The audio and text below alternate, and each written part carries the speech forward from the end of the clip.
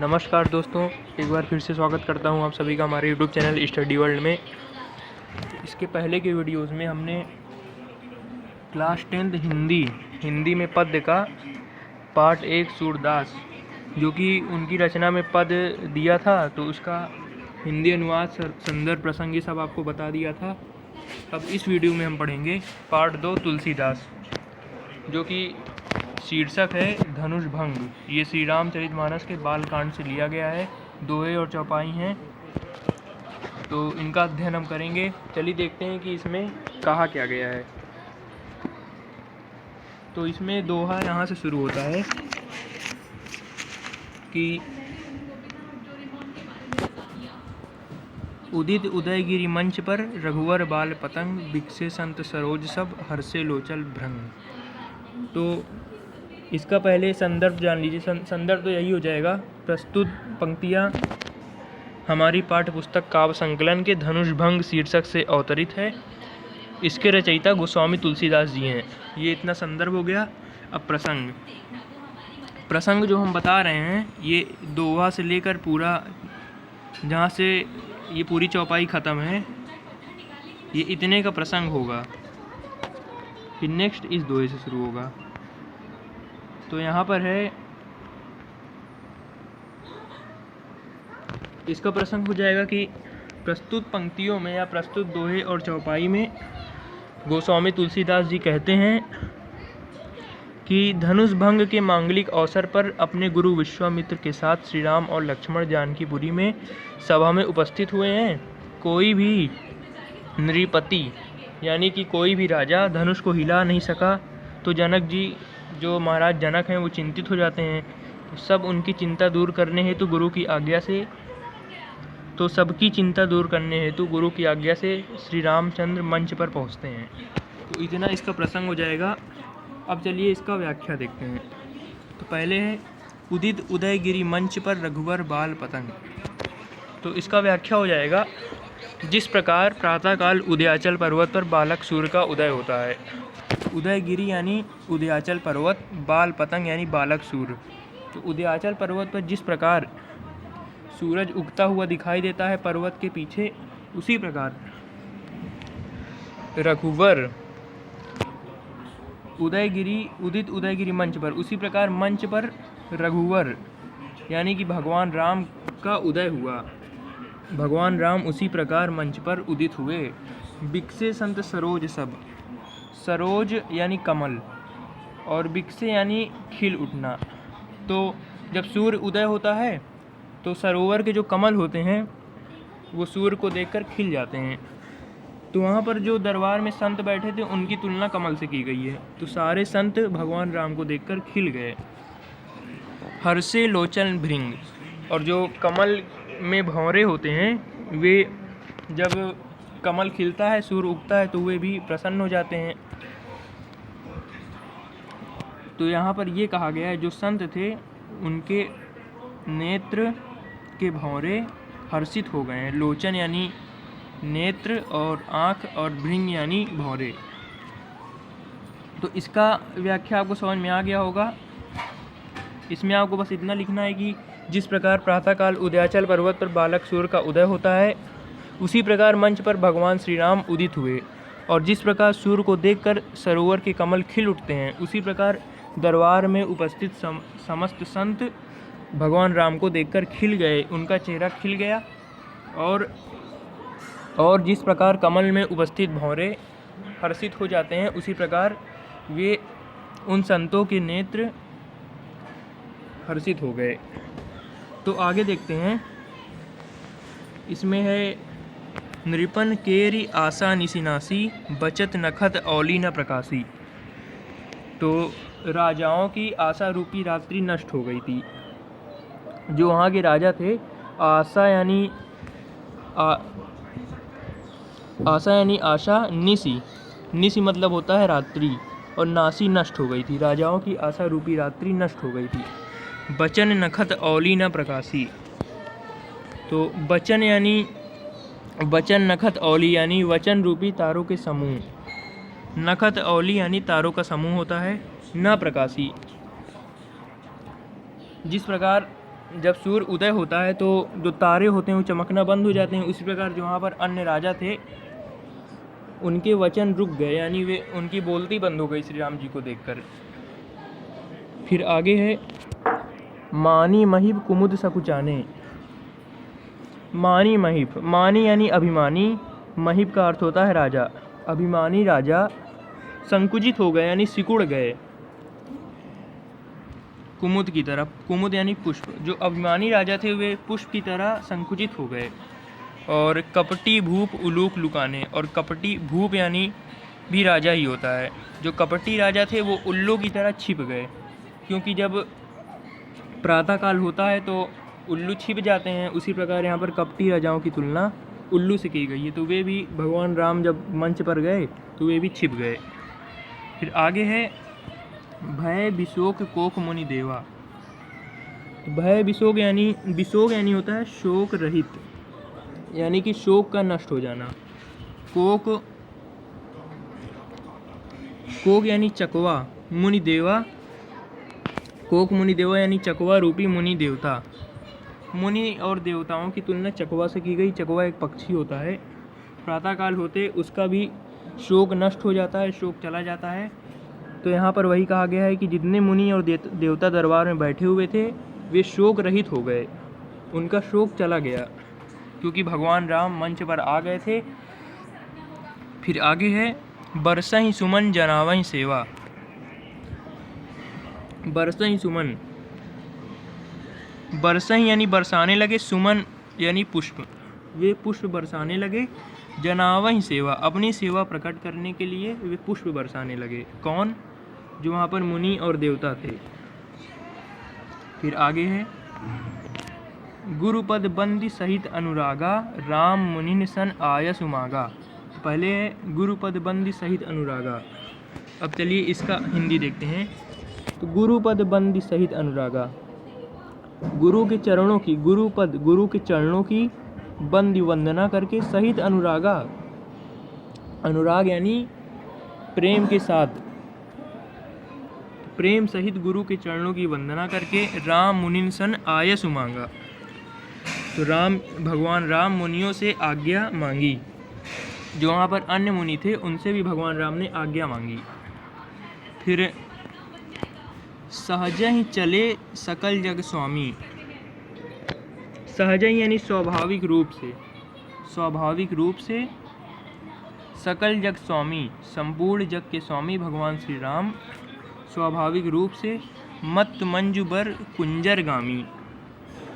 मत मंजू यानी सुंदर मत वाले, और बर कुंजर गामी श्रेष्ठ हाथी।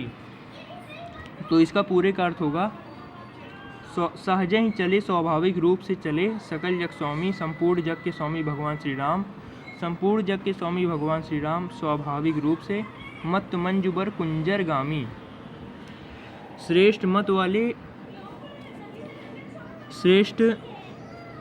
मत वाले हाथी की चाल से भगवान श्री राम चल दिए। कहाँ? मंच पर।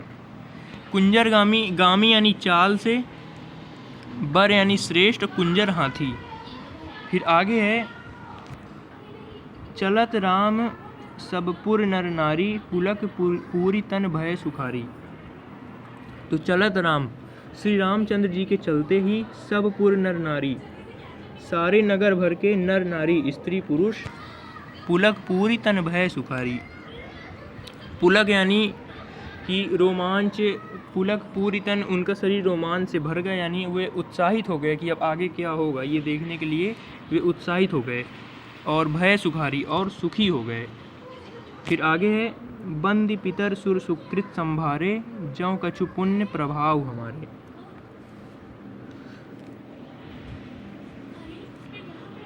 तो श्री राम जी जो थे वे बंदी पितर सुर, वे अपने पितरों और देवताओं की वंदना करने लगे।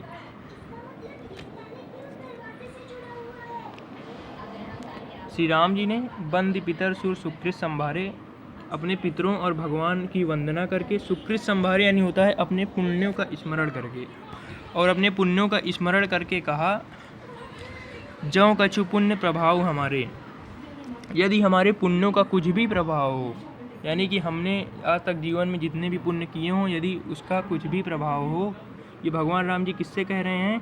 अपने पितरों और देवताओं से। यदि हमारे पुण्यों का कुछ भी प्रभाव हो तो तव शिवधनु मृणाल की नाई, तोरऊ राम गणेश गोसाई। तो हे गणेश गोसाई, गणेश गोसाई मतलब भगवान गणेश, हे गणेश गोसाई, तव शिवधनु मृणाल की नाई। तब राम मृणाल की नाई यानी कमल की डंडी, तब राम कमल की डंडी के समान शिवधनु को तोड़ डाले। तोरहु राम, तो इसका पूरे का अर्थ एक बार फिर से देख लीजिए। भगवान राम अपने पितरों और देवताओं से की वंदना करके कहते हैं, यदि मैंने जीवन में जो पुण्य किए हैं उसका कुछ भी प्रभाव हो तो हे गणेश गोसाई, तो राम इस धनुष को या शिव धनुष को कमल की डंडी के समान तोड़ डाले। तो ये हमारा एक दोहे की चौपाई पूरी हो गई है। अब चलिए देखते हैं अगला। तो इसका भी संदर्भ पहले की भांति होगा। अब इसमें प्रसंग देखते हैं क्या होगा। तो इसमें प्रसंग ये हो जाएगा। प्रस्तुत पंक्तियों में तुलसीदास जी कहते हैं कि धनुष यज्ञ के मांगलिक अवसर पर धनुष तोड़ने में जब सभी राजा असफल हो जाते हैं तो श्री रामचंद्र अंत में मंच पर चढ़ते हैं, तो उन्हें बालक समझकर जानकी की माता यानी सीता जी की माता बहुत दुखी होकर अपनी सखी से मन की पीड़ा व्यक्त कर रही हैं। सीता जी की माता अपने सखी से मन की पीड़ा व्यक्त करते हुए कहती हैं, क्या कहती हैं? राम ही प्रेम समेत लखी, सखिन समीप बुलाए। जो सीता जी की माता है वे राम जी को वात्सल्य प्रेम की दृष्टि से देखते हुए सखिन समीप बुलाई, अपनी सखी को पास में बुलाती हैं। सीता मातु स्नेह बस, बचन कहाँ बिखलाई।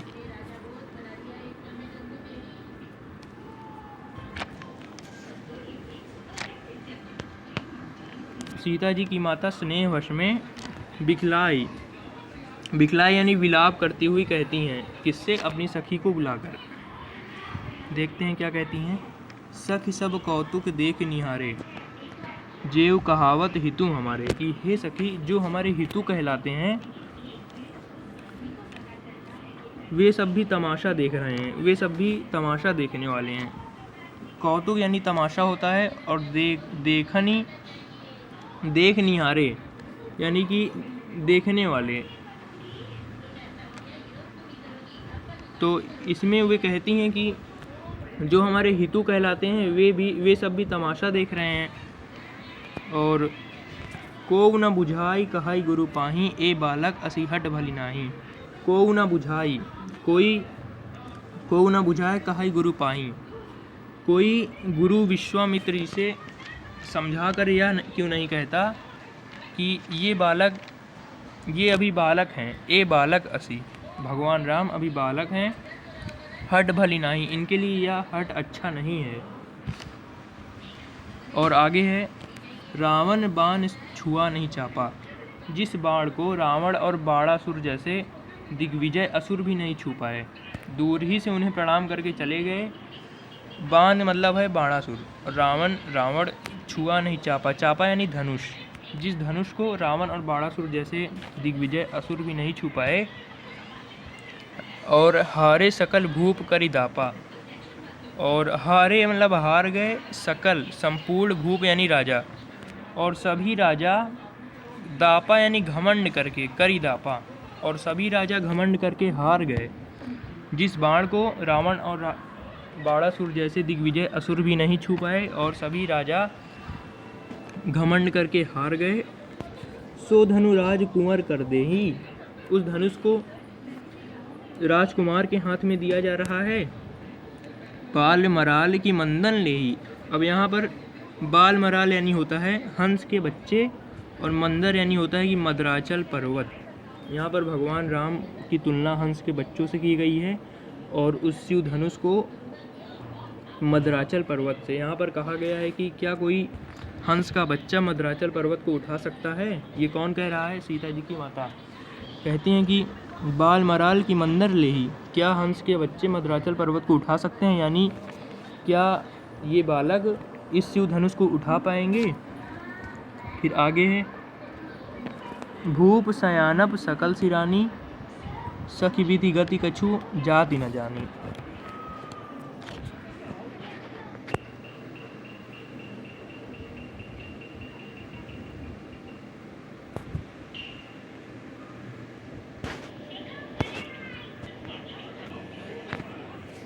और भूप यानी राजा होता है,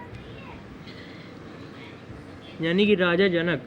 राजा तो बड़े सयानम समझदार, और सिरानी, सिरानी मतलब ज्ञानी। राजा तो बड़े समझदार और ज्ञानी हैं, फिर भी भगवान राम को समझा नहीं रहे हैं। फिर आगे है सखी विधि गति कछु कहत न जानी। सीता जी की माता सखी से कहती हैं कि हे सखी, विधाता की गति कुछ कही नहीं जा रही, यानी कुछ समझ में नहीं आ रही है। फिर बोली चतुर सखी मृदुबानी, जो सखी थी उनमें से एक चतुर सखी मृदुबानी कोमलवाड़ी में बोली कि तेजवंत लघु गनी न रानी।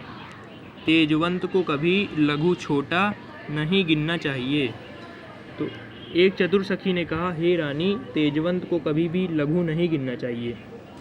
फिर कहाँ कुंभज कहाँ सिंधु अपारा, सोसेउ सुजसु सकल संसारा।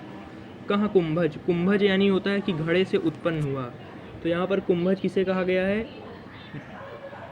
महर्षि अगस्त को। जो अगस्त थे वे घड़े से उत्पन्न हुए थे। और तो कहाँ कुंभज, कहाँ ऋषि अगस्त, कहाँ सिंधु अपारा, कहाँ अपार सागर। सोस्यों सुजसु सकल संसारा, सोस्यों उन्होंने उस सागर को सोख लिया, यानी उसे वे पी गए, जिसका सुजसु यानी सुयश सकल संसारा संपूर्ण संसार में फैला हुआ था। तो इसका अर्थ है जो कहाँ वे ऋषि अगस्त जो कि छोटे से घड़े से निकले थे, और कहाँ अपार समुद्र, जिन्होंने उस अपार समुद्र को सोख लिया यानी उसे पी गए, और उस समुद्र का सुयश पूरे संसार में फैला हुआ था, फिर भी उसे वे सोख गए। फिर आगे है रवि मंडल देखत लघु लागा, उदय तासु त्रिभुवन तम भागा।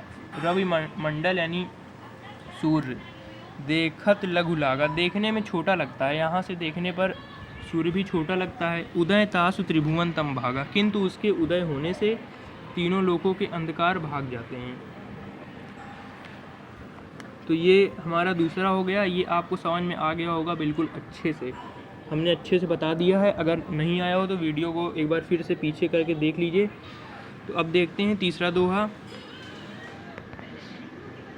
इसमें संदर्भ जो हमने पहले दोहे में बताया था उसी की जैसा होगा। इसका प्रसंग है, तो इसमें तुलसीदास जी कहते हैं कि धनुष भंग के मांगलिक अवसर पर चिंतित सीता जी की माँ को उनकी सखियाँ ढांढस बंधा रही हैं। जो उनकी सखी थी वो सीता जी की माँ को समझा रही हैं कि किसी को भी छोटा नहीं समझना चाहिए, क्योंकि दूर से जो दिखता है वह नहीं होता है। वही सीता जी की माँ की सखियाँ उन्हें समझा रही हैं। तो इसका भी चलिए अर्थ देखते हैं। तो पहले है कि मंत्र जाप लघु जासु बस, दीदी हरि हर सुर सर्व, मंत्र परम लघु जासु बस। मंत्र यानी मंत्र, कोई भी मंत्र आपको पता है। परम लघु बहुत छोटा, मंत्र बहुत ही छोटा होता है। जासु बस जिसके वश से, विधि यानी ब्रह्मा, हरि यानी कि विष्णु, और हर यानी महेश या फिर भगवान शिव, और सुर सर्व सभी देवता। मंत्र बहुत ही छोटा होता है जिससे ब्रह्मा, विष्णु, शिव और सभी देवताओं को वश में किया जा सकता है। महामत्र गजराज कहूँ बस कर अंकुश खर्ब। महान मत वाले गजराज यानी हाथियों के राजा को, कहाँ महान मत वाले हाथियों का राजा और कहाँ छोटा सा अंकुश उसे अपने वश में कर लेता है। खर्ब यानी छोटा, और बस यानी वश में कर लेना। महान मत वाले हाथियों के राजा को भी छोटा सा अंकुश वश में कर लेता है। अंकुश खर्व यानी छोटा अंकुश। फिर आगे है काम कुसुम धनु सायक लीन्हे, सकल भुवन अपने बस कीन्हे। तो काम यानी काम देवता, एक देवता है काम देवता, उन्होंने कुसुम धनु सायक लीन्हे, फूलों का ही धनुष बाढ़ लेकर, सायक यानी बाढ़ होता है और धनु धनुष, कामदेव ने फूलों का ही कुसुम पुष्प फूलों का ही धनुष बाढ़ लेकर सकल भुवन अपने बस कीन्हे, संपूर्ण भुवन को अपने वश में कर लिया था। फिर देवी तजी संसहु अस जानी, हे देवी संदेह त्याग दीजिए, अस जानी, उपरोक्त मैंने आपको जितनी चीज़ें बताई हैं ऐसा जानकर आप अपना संदेह त्याग दीजिए। तजी यानी त्याग दीजिए और संसहु संदेह। भंजब धनुष राम सुनु रानी, भंजब यानी तोड़ेंगे, धनुष यानी धनुष को, राम यानी राम, सुनु रानी तो हे रानी सुनिए, धनुष को राम ही तोड़ेंगे। सखी बचन सुनि भय प्रतीति, मिटा विषादु बढ़ी अति प्रीति।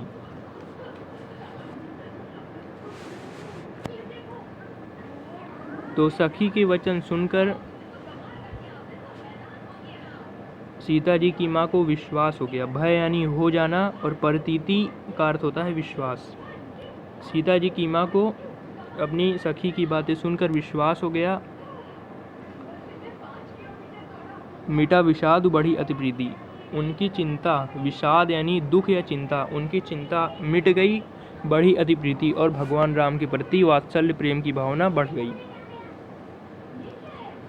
फिर आगे क्या हुआ, तब राम ही विलोक भय देही, तब राम जी को देखकर, विलोक यानी देखकर, भयदेही, भयदेही यानी होता है सीता जी, सीता जी का नाम वैदेही भी है।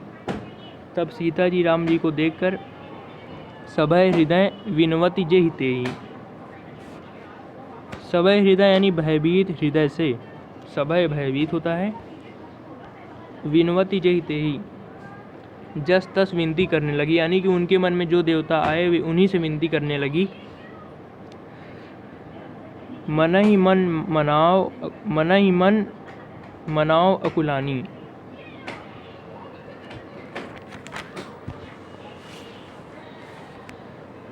मन ही मन मनाओ अकुलानी, वे मन ही मन व्याकुल होकर मनाने लगी।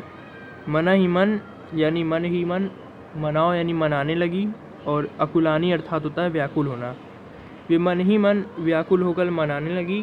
हो प्रसन्न महेश भवानी, महेश भवानी, महेश मतलब शंकर जी और भवानी पार्वती जी, हे शिव और पार्वती जी मुझ पर प्रसन्न हुई। करहूँ सफल आपन सेवकाई, अपनी इस सेविका को सफल कीजिए। कर हितु हरऊ चाप गरुआई, और इस धनुष की भारीपन को हर लीजिए। चाप यानी धनुष और गरुआई यानी भारीपन, हरऊ यानी हर लीजिए। ऐसा अपनी सेविका को सफल कर दीजिए और हितु उसका ऐसा हित कीजिए कि आप इस धनुष की भारीपन को हर लीजिए। फिर आगे है गणनायक वरदायक देवा। तो पहले इसमें हमने बताया था कि सीता जी जस तस देवता से विनती करने लगी, यानी कि उनके मन में जो देवता आ रहे थे वे, क्योंकि उस टाइम वे व्याकुल थी तो वे उन्हीं देवता से विनती करने लगी थी। अब शिव जी के बाद उन्होंने गणेश जी से विनती की। तो हे गणनायक वरदायक देवा, हे गणों के नायक, वरदायक वर देने वाले देवता, आज लगे कीन्हू तू सेवा, मैंने आज ही के दिन के लिए आपकी सेवा की थी। आज लगे कीन्हू तू सेवा, मैंने आज ही के लिए आपकी सेवा की थी। तो बार बार विनती सुनी मोरी, करहु चाप गुरुता अति थोरी, आप बार बार मेरी विनती सुनकर करहु चाप गुरुता अति थोड़ी, और इस धनुष की भारीपन को बहुत ही कम कर दीजिए, हर लीजिए। तो ये हमारा तीसरा दोहे की चौपाई भी पूरी हो गई। तो चलिए पहले इन सभी का काव्य सौंदर्य देखते हैं, जो कि 1 नंबर का लिखने को आता है पेपर में। शुरू से देख लेते हैं। तो जो ये पहले एक दोहा से लेकर इसके अंतिम चौपाई तक का काव्य सौंदर्य देखते हैं। इसमें छंद तो पहले हो जाएगा, दोहा और चौपाई दोनों, क्योंकि इसमें दोहा भी है चौपाई भी है। छंद में आप लिखेंगे दोहा चौपाई। और रस इसमें वीर रस भी है, क्योंकि भगवान राम की वीरता का भी वर्णन किया गया है। वीर रस है और श्रृंगार रस भी है और भक्ति रस भी है। यहाँ पर तीनों लिख देंगे तो ज़्यादा सही रहेगा, नहीं कोई 1 या 2 भी लिख सकते हैं। वीर रस, श्रृंगार रस और भक्ति रस। और भाषा ये अवधि है, तुलसीदास की श्री रामचरितमानस अवधि में ही लिखा गया है, ये आप लोग को भी पता होगा। तो भाषा अवधि हो जाएगा। और शैली जो है, शैली प्रबंधात्मक है, प्रबंधात्मक। और गुण है इसमें प्रसाद। और शक्ति अभिधा और लक्षणा हो जाएगा, क्योंकि किसी किसी चीज़ का उसमें लक्षण से उसका अर्थ बताया गया है।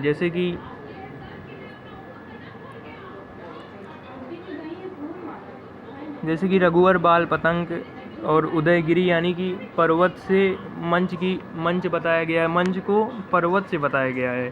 तो इसलिए यहाँ पर शैली में अभिधा लक्षणा दोनों हो जाएगा, शक्ति में अभिधा और लक्षणा दोनों हो जाएगा। और अलंकार तो इसमें 2-3 अलंकार हैं, अनुप्रास भी है, रूपक भी है और उपमा भी है। क्योंकि यहाँ पर तुलना की गई है मंच की, किससे की गई है? उदयाचल पर्वत से।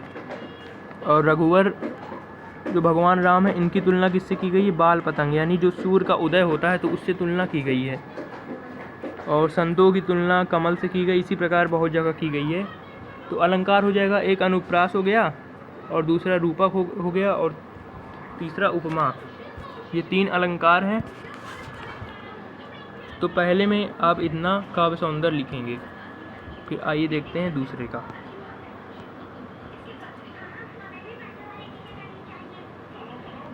तो दूसरे में भी छंद तो दोहा चौपाई वही होगा। और रस भक्ति और श्रृंगार हो जाएगा, केवल भक्ति और श्रृंगार।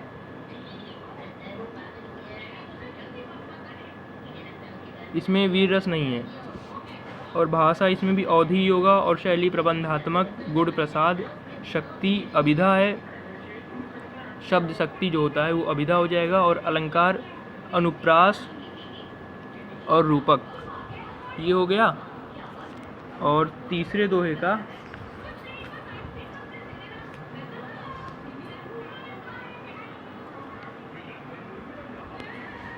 इसमें भी जो छंद है दोहा चौपाई हो जाएगा।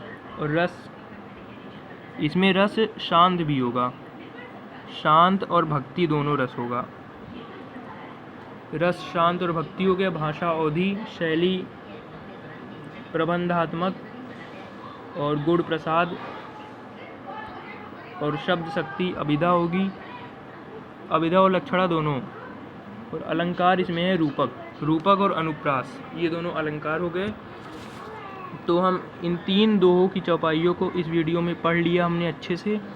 अब नेक्स्ट वीडियो में हम